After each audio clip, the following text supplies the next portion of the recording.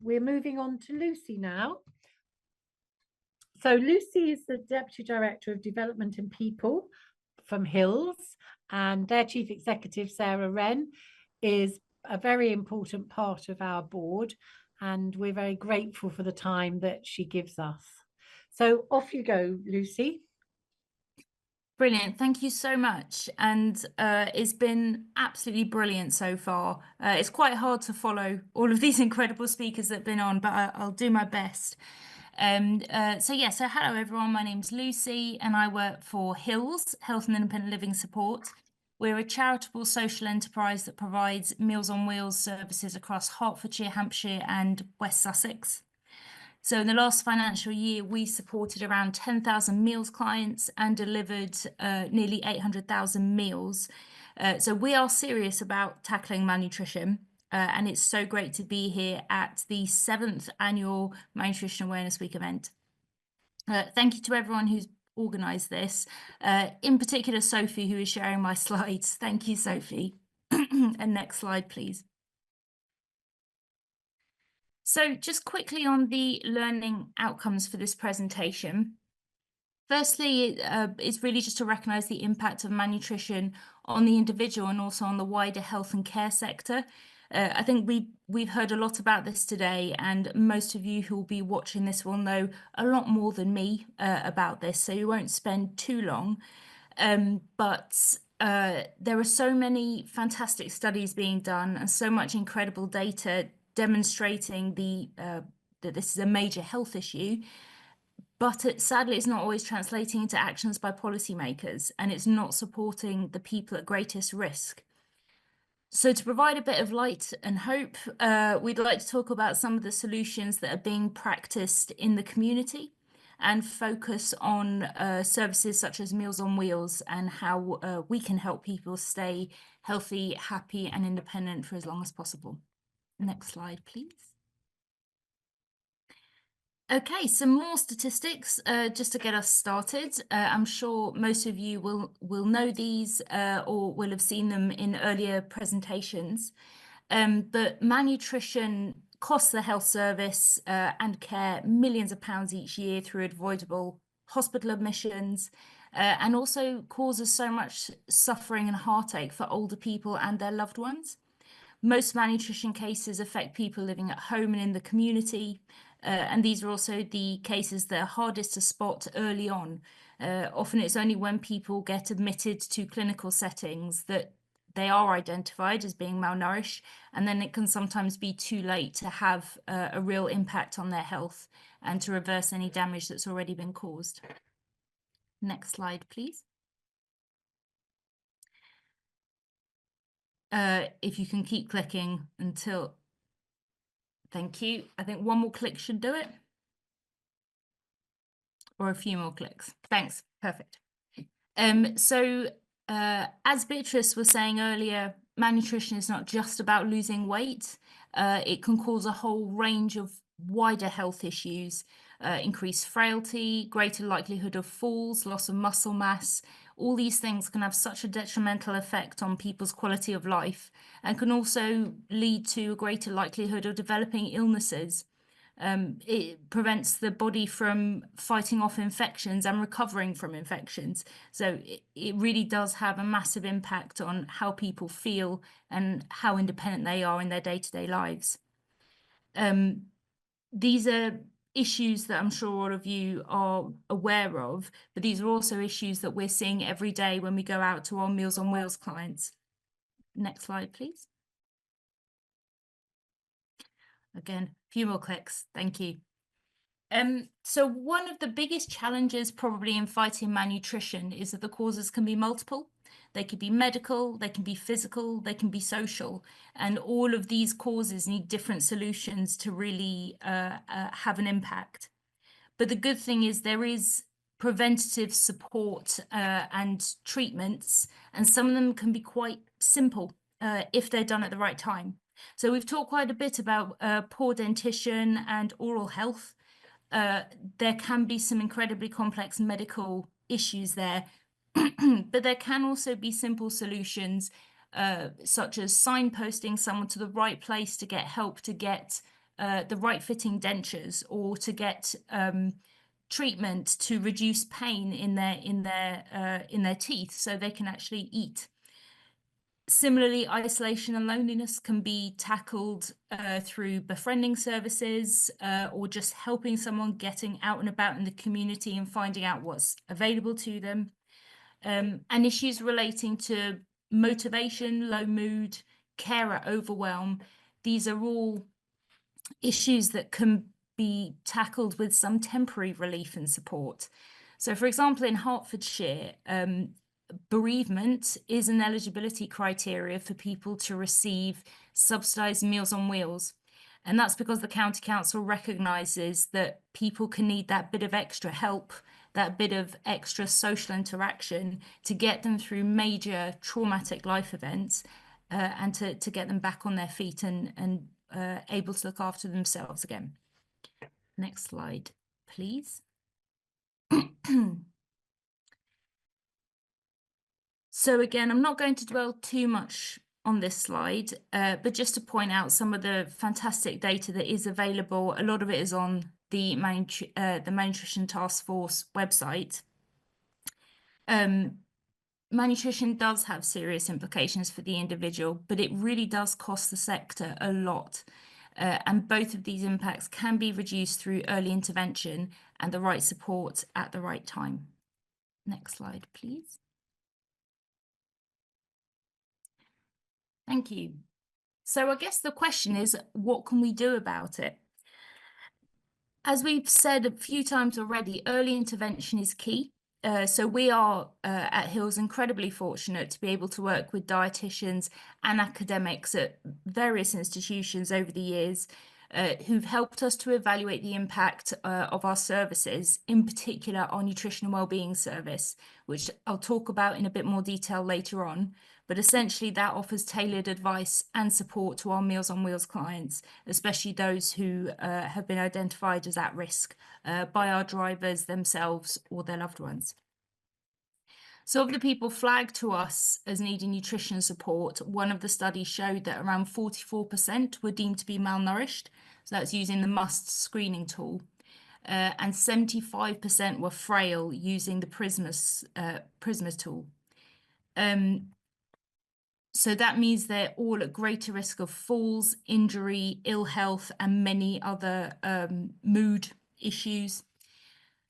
And devastating though this is, the great thing is with that bit of tailored support, nearly 90% of them were able to maintain or improve their nutritional status. And while it might not sound massively impressive to maintain a nutritional status, when you're in your 80s, you might have a chronic health condition. Simply slowing down or halting that health decline can be a massively positive outcome. But what was really interesting is the impacts that we saw on the people who were at lower risk when we started supporting them. They showed the greatest improvement, and that really just validates everything everyone has said about that early intervention and how that can avoid the spiral that causes people to decline so quickly. I'm more than happy to share these links in any circulator materials. We've got several studies that we can share. But I guess the key is to spread this impact and help more people and identify more people early on so they can receive help. As Phil said earlier, the key step is to engage with other organisations across the board, all professionals, all volunteers that are coming into contact with older people. So the voluntary and community sector has a big part to play, and that's where services and organisations such as Hills can really support. Historically, MUST has been the main diagnostic tool to identify malnutrition, but it can be quite complex. So we use the Patients Association Nutrition Checklist to identify people at risk. By asking a few simple questions, by having those questions on our referral forms, we can spread the net a lot wider and reach a lot more people. By training more people, such as our team members, other people working in the voluntary and community sector in using the nutrition checklist, we can increase the likelihood of people being identified and supported early on, when it's easier for them to recover. Another challenge for older people is that a lot of the advice and information out there is not tailored to their needs. So this is something that Beatrice was talking about quite a lot. There is such a focus on obesity that often we find that our clients may be losing weight and becoming ill because they're following low fat or low calorie diets, which they think are healthy. We need greater awareness about the nutritional needs of older people, and also to draw attention to the reasons why people become malnourished. And this is where community services such as ours come in. We share a lot of information with our clients, with their carers, with family members, to raise that awareness. So if we go on to slide 8. Thank you. Moving on to our services and what we're doing on the ground every day. So how do we make sure that our Meals on Wheels services really target malnutrition and spread the word and raise awareness? So firstly, we make sure that we have the right expertise in the room. Our menus are designed by nutritionists, and thanks to them, we can offer a wide range of nutrition balanced meals. We're also able to cater to a variety of dietary needs. So we do energy dense foods for people who struggle to finish a meal, so they can still get the nutrition that they need. We do texture modified meals for people with dysphagia, chewing and swallowing difficulties, and bespoke meal planning for people who have allergies, especially people who have multiple allergies, which can be quite tricky to manage. We also provide meals for people who have specific religious, ethnic, or cultural requirements. But in addition to the actual meals on offer, when our team members are out delivering the meals on the ground, they can do that bit of extra help, such as cutting up meals that clients need in order to get the food from the plate to their mouths, as was mentioned earlier. We will also give them a drink or fill up a water jug. Most of our clients will have Hills water jugs, which we provide when they join the service, and these can be topped up, and one jug equates to a full day's worth of hydration. I can't remember who said it earlier, but obviously it doesn't need to be water. It can be juice, it can be squash, whatever people prefer, so they stay hydrated. Next slide, please, Sophie.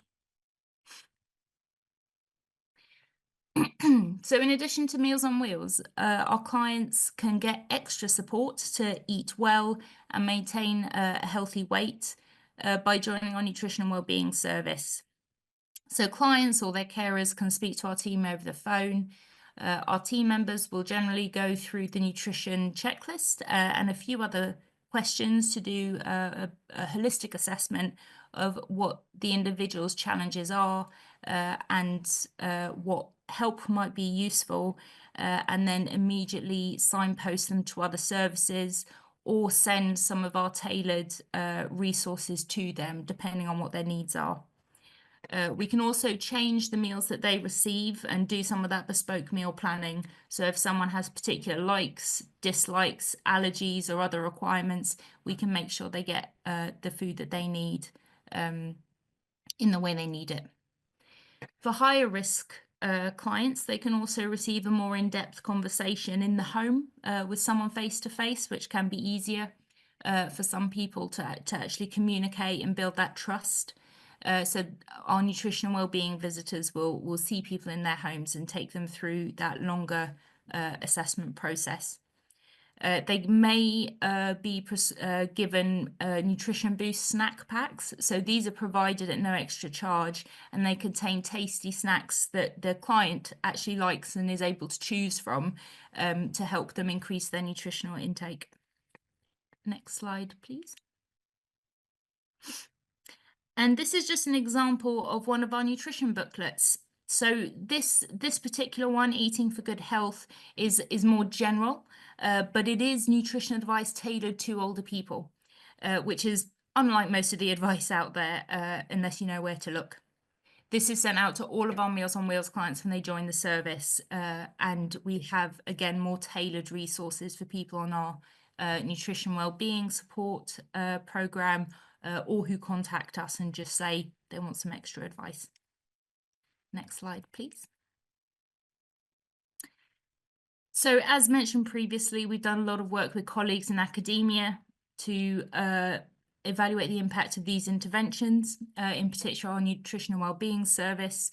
The statistics on this slide clearly show what we've been saying, which is that early intervention and that appropriate support can have a real positive impact, and that this can come from community-based services such as Meals on Wheels. Another positive outcome for many of our clients has been actually reducing the reliance on oral nutritional supplements. And while these can be appropriate and really useful in some situations for some people, for many it can be more of a sticking plaster, and a very costly one at that for the sector.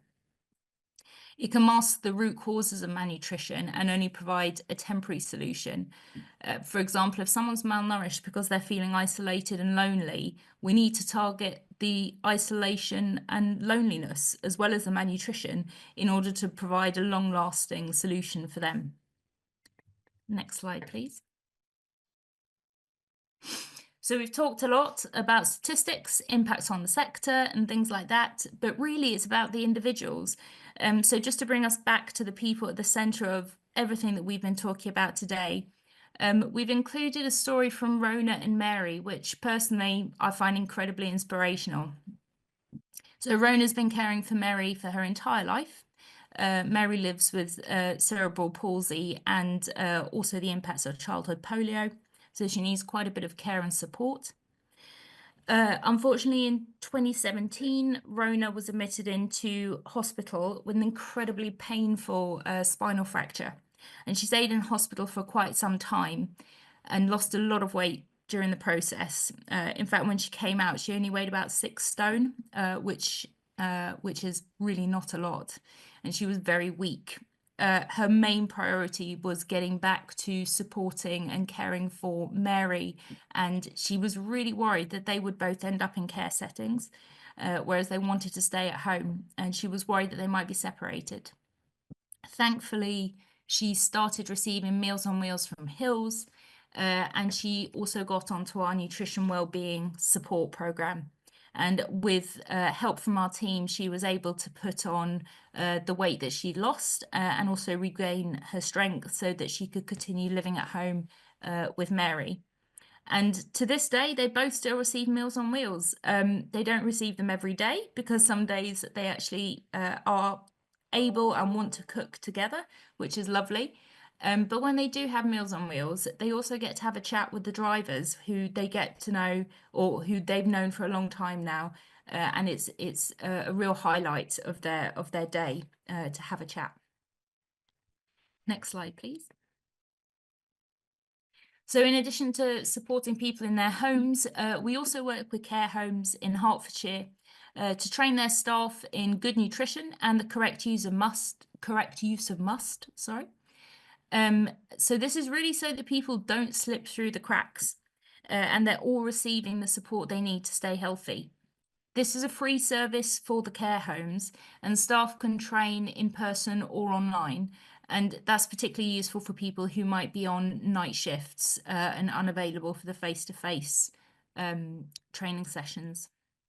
There's also an incentive for care homes to do really well and for their staff to do well in the training, because they can receive an accreditation which shows that they have excellent standards of nutrition care. Next slide. So another reason for people to become malnourished is other types of food insecurity. For people who are in crisis, getting to a food bank can be quite challenging. So in Hertfordshire, we provide a food bank on wheels service that takes 3 days worth of food and groceries to them wherever they are. We also provide food for people coming out of hospital. So this can be food packs for them to prepare themselves, or hot meals delivered to them in the same way as our Meals on Wheels service.